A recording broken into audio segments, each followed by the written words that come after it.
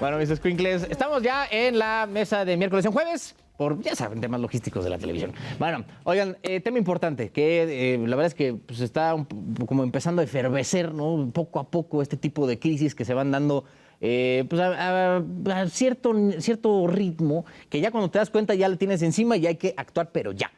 Uno esperaría que no llegara a ese punto, pero pues estamos en México, ¿no? Aquí las cosas no se mueven si no hay una crisis de por medio. Entonces, para hablar de este asunto, de estos migrantes que están varados en México, pero especialmente aquí en la Ciudad de México, está con nosotros Anabel Ortega Muñoz, ella es politóloga e internacionalista de la Ibero, junto con Tomás Muñoz Bravo, académico de la Facultad de Ciencias Políticas y Sociales. Gracias a ambos por estar aquí, qué gusto. Anabel, no había tenido el privilegio de tenerte por acá. Gracias. Ya me dijeron que ando bien recomendado, entonces pues, vamos a mantener la buena fama. Anabel, para quien no esté enterado, porque la verdad es que no ha salido mucho, ¿no? En medios ni nada. ¿Cuál es la situación, al menos en este momento, con los migrantes aquí en la ciudad? Bueno, aquí lo que tenemos es más de 6,000 migrantes que están esperando por obtener algún permiso, alguna forma de poderse movilizar a través del territorio nacional. Pero el problema no está ahí. O sea, estamos viendo la consecuencia de un grave fenómeno que está actualmente y que seguramente podemos abordar en esta mesa porque ya está siendo uno de los más principales riesgos globales. Entonces, cuando hablamos ya de un riesgo global, estamos hablando de que haya muchos ojos viendo qué está pasando, de estas movilizaciones, de estas desplazamientos involuntarios que están sucediendo de lo que llamamos el sur global, que empiezan a ir a otras naciones en busca de mejores opciones por muchas razones. Esto es multicausal. ¿Qué pasa cuando entonces llegan, se desplazan con todas las expectativas frente a todos los riesgos, llegan a un sitio como México, y que es el país de tránsito, no necesariamente el de destino, en donde van a pedir el asilo, hacen sus trámites y tienen que esperar? Bueno, pero tienen que transitar por todo el territorio. Cuando vas a esperar, tú haces un trámite y ¿qué pasa? Las instituciones, tanto el Instituto Nacional de Migración como la Comar, pues tienen que hacer todo un trámite para revisar que este asilo, refugio proceda, porque, como decimos, es multicausal. No es cosa de sellar un papel y No, por supuesto. Y por otro lado, los migrantes normalmente están haciendo este tipo de trámite, pero para poder transitar por territorio. Ojo, no es que su deseo sea quedarse. Aquellos que están en espera llegan a estos refugios, a estos espacios donde se les tiene que dar la atención, porque México así se ha declarado, es un país humanista que tiene por atención a los derechos humanos, ¿no? Libre tránsito. ¿Y qué pasa con los albergues? Están saturados. ¿Qué pasa en la Ciudad de México? Pues que esta capacidad de atención está desbordada, porque son muchos aquellos que están esperando y que están ya incluso afuera de estos sitios que en su normalidad pueden atenderlos, pueden dar pues lo básico, alimentación, ciertas condiciones de higiene. Pero cuando esto se desborda están fuera de las instalaciones. Y la ciudadanía, pues quienes sabemos que están ahí cerca, tampoco es que les da mucha gracia. O sea, sí hay reacciones que están haciendo que al nivel local se estén confrontando algunas personas. Y eso es muy delicado. Es muy delicado tanto del país, pues receptor, anfitrión de este tipo de derechos y de humanidad, y de aquel que dice, oye, yo no me quiero quedar en tu país, pero no tengo de otra, carnal. O sea, exactamente, entonces dicen, bueno, pues tampoco es mi culpa que estés afuera, que haya basura, que estés en un espacio en donde pues yo tengo que transitar en mi vida cotidiana, y finalmente dicen, bueno, las autoridades no están haciendo lo suficiente.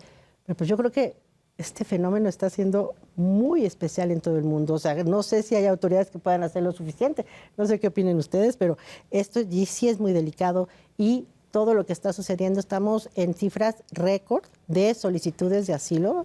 Ya en este año vamos a cerrar, según cifras del ACNUR, de la Organización Internacional de Migración, de todas las instancias y organizaciones civiles, por supuesto, en más de 150,000 solicitudes de asilo. Pero ojo, estamos hablando de más de 600,000 que están por todo territorio nacional y que no sabemos realmente quiénes son, dónde están, cómo brindar también la seguridad. Y eso ya se vuelve una bronca, ¿no, Tomás? Más allá del tema social que ahorita regresamos, pues digo, ahorita Andrés anda con Biden, ¿no? Allá en San Francisco, y pues ahí evidentemente no van a dejar pasar el tema de ver cómo demonios lo hacemos, porque por una parte tienes el asunto, como decía Anabel, pues somos un país de tránsito, no vamos a parar a migrantes, pues al final es un derecho humano y está reconocido en la Constitución, no solamente para los mexicanos, para todas las personas. Pero pues Biden tiene una elección el año que entra. Y pues el tema migrante es muy fuerte para el tema electoral, sobre todo en los estados del sur, que suelen ser republicanos. Entonces, ¿por dónde hay que abordar este asunto, mano? Porque ya parece que estamos entre la espada y la pared. Coincido. Estamos viviendo una serie de consecuencias de una imposición de una política de contención que se ha generado desde Washington, particularmente en época electoral, y que vamos a ver el día de mañana, que se va a reunir precisamente el presidente Andrés Manuel López Obrador con Biden. Pues simple y llanamente una reafirmación de ese compromiso que México se comprometió, el gobierno de la 4T se comprometió básicamente ¿a qué? A continuar con la detención de migrantes. Recordemos que el año pasado, por ejemplo, entre enero y septiembre se detuvieron alrededor de 288,000 personas. En este año, de enero a septiembre, en México se han detenido migrantes irregulares más de 500,000. Vamos a cerrar entonces probablemente con más de 600,000 personas. Esto es importante porque en Estados Unidos, curiosamente, en octubre bajó el número de detenciones de inmigrantes indocumentados. ¿Por qué? Porque nosotros estamos haciendo el trabajo sucio de Estados Unidos.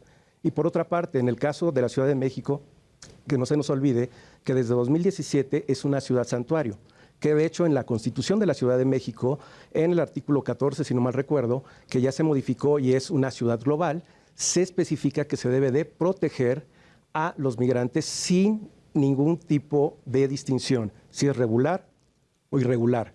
¿Qué es lo que estamos viendo? Que básicamente los están cansando tanto en el sureste mexicano, en el centro de la República y en el norte, para deportarlos, para sacarlos del país y que desistan en ese intento por llegar a Estados Unidos. Y finalmente hay otro elemento que debemos de considerar, ¿cierto? Comparto, profesora, hay muchas causalidades, pero particularmente en México nos están llegando, sobre todo hoy en día, venezolanos. Sabemos la crisis política, económica, social que existe en Venezuela. De décadas. Están llegando también una gran cantidad de haitianos, Sí. no únicamente centroamericanos. En Tláhuac, que la mayoría son haitianos. Efectivamente, y en esa lógica, ¿por qué estamos viendo que se están concentrados sobre todo, por ejemplo, en Tláhuac? Porque en Tláhuac se abrió una oficina temporal de la Comar para realizar precisamente trámites.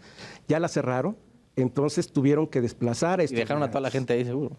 Las tuvieron que llevar supuestamente a nuevos refugios, pero es que están sobrepasados. Y están sobrepasados porque las autoridades mexicanas, particularmente de la Ciudad de México, no están haciendo lo que le corresponde. Bueno, yo luego siento que pasa esto, que por el afán de pues, un aplauso fácil, como decir, ya somos una ciudad santuario, todo el mundo vive venido. Está bien, güey, pues pero no pones el dinero donde está tu boca, ¿no? Y al final pues pasan este tipo de cosas donde pues ya estaba diciendo Anabel que por lo pronto está como empezando a convertirse en un asunto ya de los tlahuaquenses, ¿no? Que ya pues ven y dicen, güey, pues que aquí, pues digo, es evidente, los migrantes no tienen ni siquiera dónde ir al baño, güey, a dónde bañarse. Entonces, pues más allá, pues es desagradable, ¿no? No es que sea aquí una crisis por ahora, pero sí es algo que pues podría gestarse, ¿no? Y es como a alguien que le tiene que echar un cerillo y esto se va a prender en friega, ¿no? Yo de hecho sí lo veo. O sea, yo de hecho, incluso en todas las conversaciones que hemos tenido con colegas, con expertos, sobre todo, por ejemplo, con Agenda Migrante, con Eunice Rendón y su equipo, todo esto, desde esta perspectiva, lo vemos ya como un gran riesgo social, porque lo que estamos viendo es precisamente que no todas aquellas ciudades, por lo pronto en México hay como 10 ciudades santuario que están trabajando con ACNUR y con otras instituciones para poder dar solución a su estancia, ¿no? Que se puedan regularizar, incluso quienes quieran quedarse, etcétera.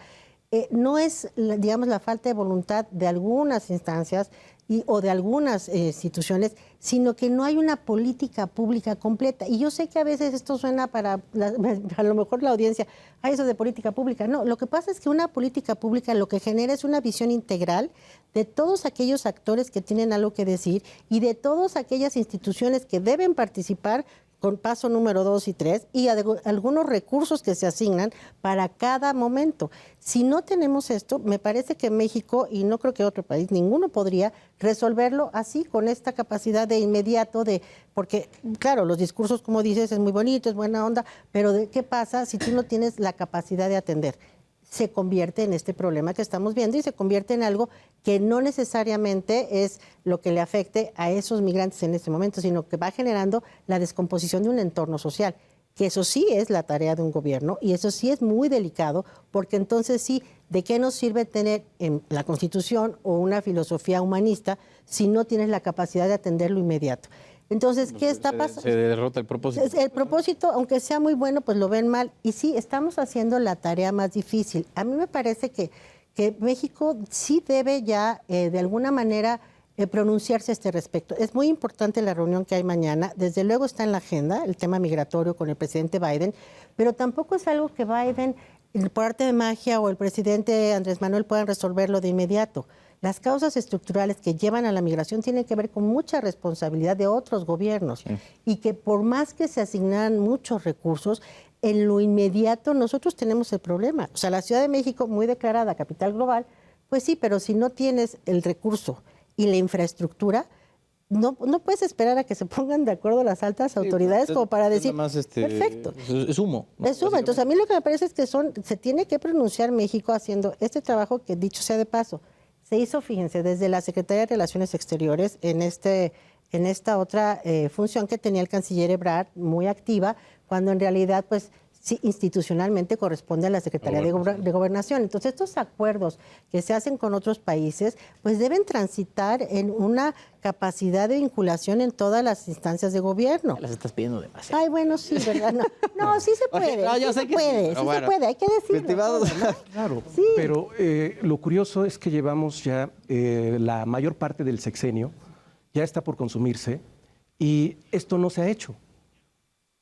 ¿Qué es en ese sentido lo más importante? Sí, Número uno. Digo, perdón que te interrumpa, pero esta cosa no es nueva. O sea, a lo mejor ahorita ya como empezó a notarse más. Eso, no es nueva. también. Pero es el cúmulo de errores que se han tenido de políticas migratorias, porque el hecho de no hacer cosas también es una política migratoria.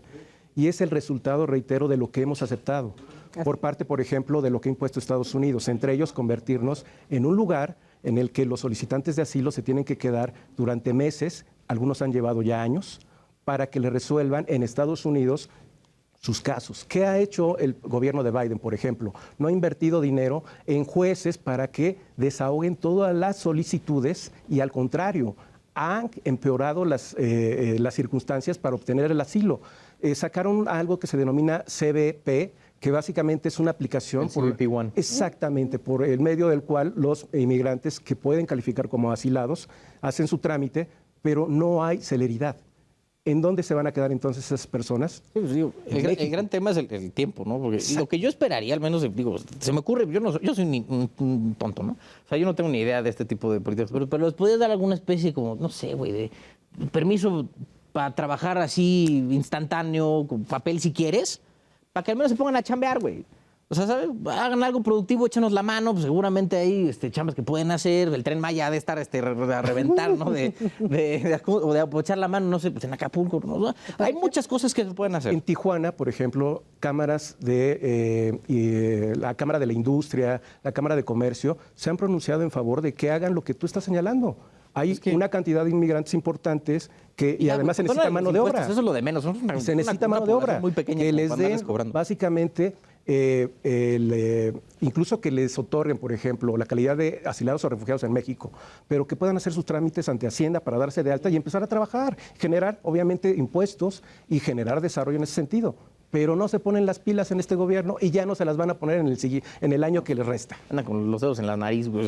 No, bueno, yo creo que ha sido un trabajo interesante. Fíjate, nosotros tuvimos una reunión donde fuimos invitados muchísimos actores de este tipo de temas, donde el Consejo Coordinador Empresarial y el Instituto Nacional de Migración establecieron una especie de mecanismo para que pudieran transitar, ejemplo, en vez de que estén varados en la Ciudad de México 6,000 o en Tapachula, puedan transitar hacia estas 10 ciudades que puedan generar un corredor. Esa fue una propuesta que hicimos nosotros, bueno, varios académicos, que sea un corredor de inclusión laboral, precisamente para que este tiempo puedan tenerlos detectados y puedan ser las industrias o aquellos negocios que requieren de mano de obra o de algunas, porque algunos son muy calificados también, de algunas especificaciones laborales, puedan participar en este movimiento de tránsito. No es fácil porque también es cierto que muchos de ellos te dicen, yo no quiero permanecer en México. El hecho de también integrarse a la planta productiva. Pues les da la opción, ¿no? Claro. Pero sí Digo, si hay, quieres, güey, pues ahí está, ¿no? Sí hay, y ha habido Tú como 30% del 2020 a la fecha, según cifras de la Organización Internacional de Migración, es de que se quedan un 30% en México y que se han integrado a la planta productiva, a las actividades sociales con mucho éxito. Es decir, sí, la ACNUR y estas organizaciones han hecho ese trabajo que parece interesante.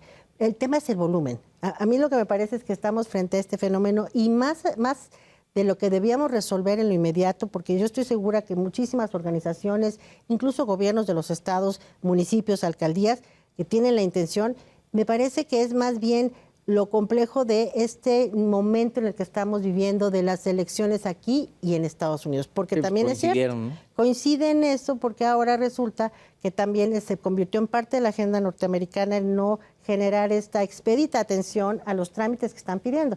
De hecho, creo que el Congreso le va a autorizar a Biden como 14 mil millones o algo así, para que contraten gente, que precisamente jueces y gente que haya en migración, para que sea más rápido todos los trámites. Pero también los republicanos están regateando mucho este dinero a Biden porque no quieren generar pues una expectativa de ordenar la migración, que además, hay que decirlo también, Estados Unidos requiere de esta mano de obra. O sea, hay mucha industria que está pidiendo. Claro. Y bueno, pues entonces viene lo político y hay que regatearle al presidente Biden el dinero que puede invertir en ello. Y por otro lado, me parece que seguramente el presidente López Obrador pedirá mañana en esta reunión bilateral. Más dinero. Más dinero, sí. Pero los Estados Unidos también tienen una parte de razón. No hay confianza de invertir en aquellos gobiernos que no han hecho una tarea importante para su población. Sin duda, pero, ¿no? Perdón, profesora, si Biden ya invirtió más de 70 mil millones de dólares en Ucrania en una guerra, que no pueda al menos invertir 10 mil dólares en proyectos productivos, en educación, como se manifestó a inicios de este sexenio a través de un plan que solicitó la Secretaría de Relaciones Exteriores a la propia CEPAL. La CEPAL señalaba, en 10 años invierten 50 mil millones de dólares, educación, comercio, carreteras, infraestructura, esto va a cambiar. ¿Cómo es posible esa hipocresía de invertir más de 70 mil millones de dólares en una guerra que probablemente va a perder Ucrania y no son capaces de invertir ni siquiera la mitad en proyectos, reitero, que van a permitir estructuralmente sí ayudar para que no haya una emigración masiva, que es lo que no quieren? Pero, confianza. a ser un poco cínicos es muy obvio porque lo hicieron. Bueno, el presidente Biden fue muy claro. Cuando tuvieron aquí la reunión de Norteamérica, fue pública, la reunión bilateral, el presidente López Obrador le dijo, presidente Biden, usted puede ayudar mucho en el tema de la migración. Y Biden fue enfático, hasta me sorprendió, eso no lo había visto yo, seguramente mi colega tampoco, dijo, no, a mí lo que me interesa es el fentanilo. Y nuestra área de influencia y de interés está en otra región. Se acabó. O sea, sí. entonces si lo Sí, pues ya recuerdas, así sé lo fue. que haces, ¿no? Me llevo la chingada. Quizá Bueno. ese dinero pues no es lo mismo, no es la misma inversión que puede ser en Ucrania o en otro conflicto, ¿no? A lo que me refería que es más cínico, pues es más flashy, ¿no? O sea, más gente te ve, ay, no, Estados Unidos, que le das a México, pues les va a valer el sorbete. Exacto. Bueno, un gusto, a ambos. Yo me quedaría aquí horas y horas, pero si no entregamos, no pasamos comerciales, y si no hay comerciales, no me pagan. Anabel Ortega Muñoz, politóloga internacionalista de la Universidad Iberoamericana, muchas gracias. Y Tomás Muñoz Bravo, académico de la Facultad de Ciencias Sociales y de Ciencias Políticas y Sociales, perdóname. Gracias a ambos.